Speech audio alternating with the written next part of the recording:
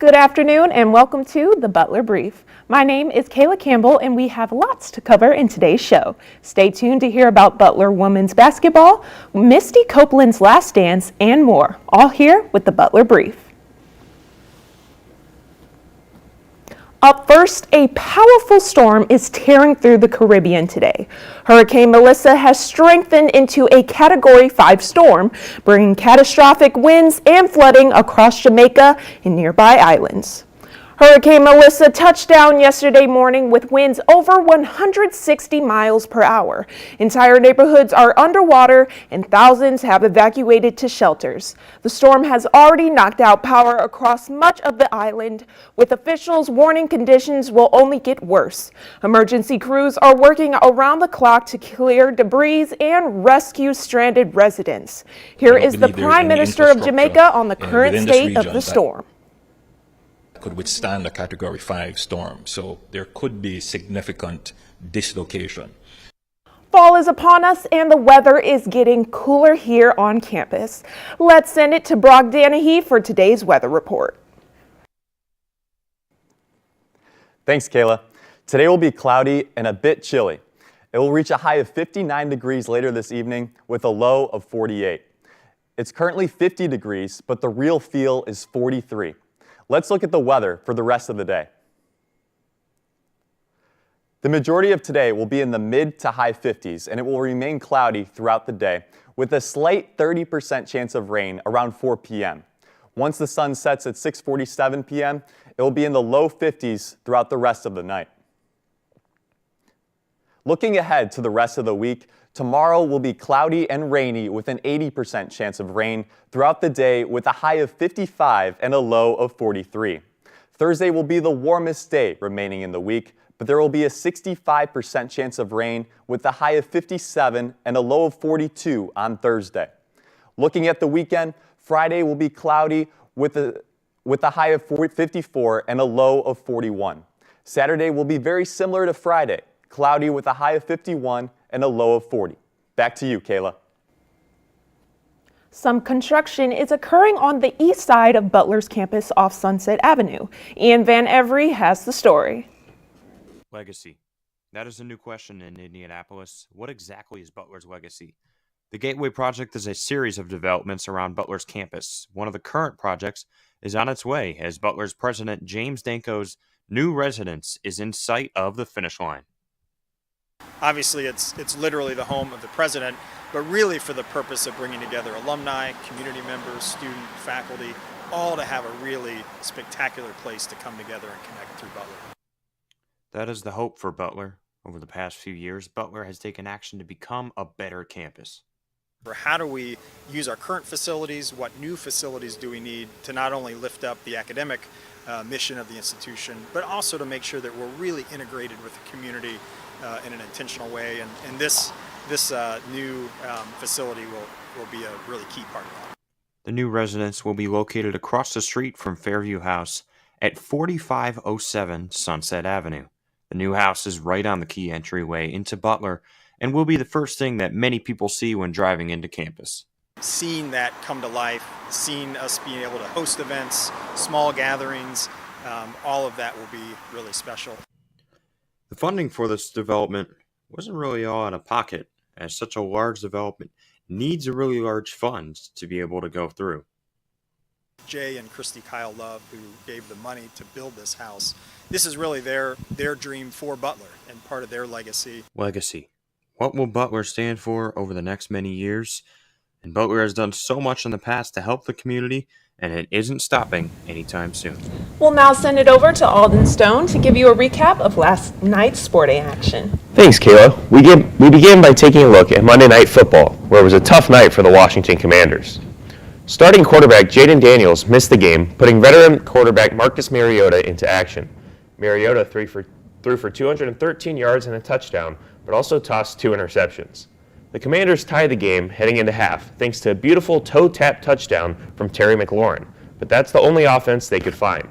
The Chiefs dominated the rest of the way, outscoring Washington 21-0 in the second half. Travis Kelce was the story of the night, as he caught 6 balls for 99 yards, and his touchdown tied him with Priest Holmes for the most in Chiefs history.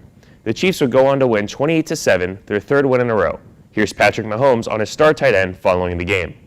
He helped set the culture. You know, he helped set the culture of what it means and to play for Coach Reed and to play in Kansas City. And I was able to come in and have that guy to rely on. So he's breaking all the records now. And he's all about the team. So I want to make sure he gets that. And hopefully we can get another football for him later in the season when he actually breaks the record. It took 18 innings to decide Game 3 of the World Series, but the Dodgers outlasted the Blue Jays 6-5 in a marathon at Dodger Stadium.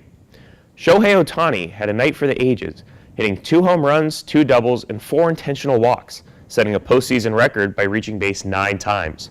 For Toronto, Alejandro Kirk gave the Blue Jays an early lead with a 3-run shot in the 4th, but the Dodgers tied it in the 7th. From there, both bullpens dominated, throwing 10 straight scoreless innings until Freddie Freeman ended it with a walk-off homer in the 8th, giving LA a 2-1 series lead. The Dodgers will try to keep that momentum going tonight in Game 4, with Ohtani expected to take the mound against Toronto's Shane Bieber. After the game, Freeman talked about coming through once again in the World Series. Slam Game 1 last year, walk-off in Game 3 this year. Yeah. This was an epic game. Yeah, I know. What was it like to be a part of it? Oh, my. It took a little long.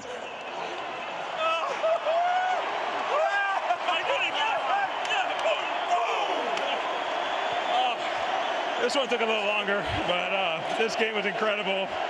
Our bullpen was absolutely incredible, so thank you. Yeah, no, Will Klein, absolutely incredible. The start of a new NBA season means a fresh start for all teams, including the Pacers, who haven't gotten off to the hardest start. In a season opener against the reigning champion Oklahoma City Thunder, double-doubles from Benedict Mathurin and Pascal Siakam weren't enough as the Pacers fell in double overtime. In Memphis on Saturday, Grizzlies rookie Cedric Coward had 6 threes in another Indiana loss. The struggles continued Sunday in Minnesota as 7 Pacers were sidelined, including Tyrese Halliburton, who's done for the season, along with Mathurin, TJ McConnell, and Andrew Nembhard. Short-handed Indiana leaned on Pascal Siakam and third-string guard Aaron Nesmith in a 4-point loss to the Timberwolves. They'll try to bounce back tomorrow night against the Mavericks and rookie sensation Cooper Flagg. Back to you, Kayla. Thanks, Alden. Last Wednesday, ballerina Misty Copeland took her final bow. This marked the end of her legendary career with the American Ballet Theater, the company's first black female principal dancer since its founding in 1939. On October 22nd, Copeland performed her final show at Lincoln Center in New York. The American Ballet Theater's Fall Gala, titled A Celebration Honoring Misty Copeland, featured special performances by Copeland, tributes, and video montages reflecting her 25-year career with the company.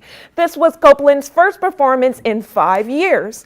Misty Copeland has left a lasting impact on the world of dance. She's empowered young dancers of color and used her platform to advocate for more inclusivity in ballet. Logan Bird, a dancer at Butler, shares how Copeland has inspired her and other black ballerinas.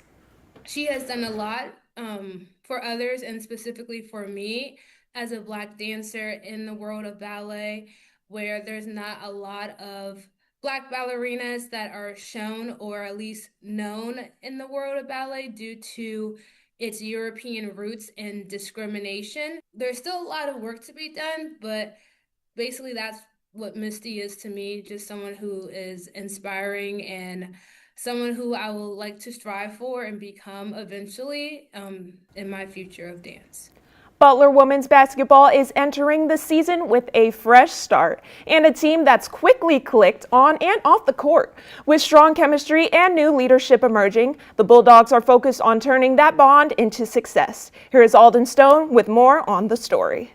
A new season means a new look for Butler women's basketball, and not just on the court. With 9 new players joining the roster, including 7 transfers and 2 freshmen, the 2025-26 Bulldogs are focused on one thing above all: building a culture that feels like family. I would say we have a very unique culture. I'm a transfer and I'm going to be a sophomore, so kind of coming from another school, not every school is like this when it comes to culture. Coming in, I was kind of nervous coming out of transfer portal, but this team and this coaching staff welcomed me with open arms. I've been really happy with our culture and I'm excited for this year. Their bond goes beyond basketball. This team spends plenty of time together off the floor, whether it's movie nights, team dinners, or just hanging out in the locker room. It is a level of connection that has even caught the attention of head coach Austin Parkinson by surprise. He says this group has the best chemistry he's ever seen in his coaching career, a key ingredient for success as the Bulldogs enter another season. One of the biggest voices leading the effort is junior guard Lily Zeenstra. Forced into a key role last season due to injuries, Zeenstra has embraced the challenge and has since become the heartbeat of the team. For newcomers like freshman guard Anna Wypich, the leadership and unity have set the tone early. I would say our team culture is super strong, whether that's on the court or off the court. I think that we are super disciplined with each other. We're a sisterhood, and I'm super excited for this season. Thanks to this sisterhood, a roster full of faces has turned into a tight-knit unit determined to bring the team back to its winning ways. The Bulldogs hope that this connection translates into wins once the season tips off at Hinkle Fieldhouse on October 28th. The Bulldogs begin their season tonight when they host Taylor University at 7 p.m. Well, that is all that we have for you today. For Brock Danahy on weather and Alden Stone with sports, my name is Kayla Campbell. We thank you for watching, and we will see you tomorrow.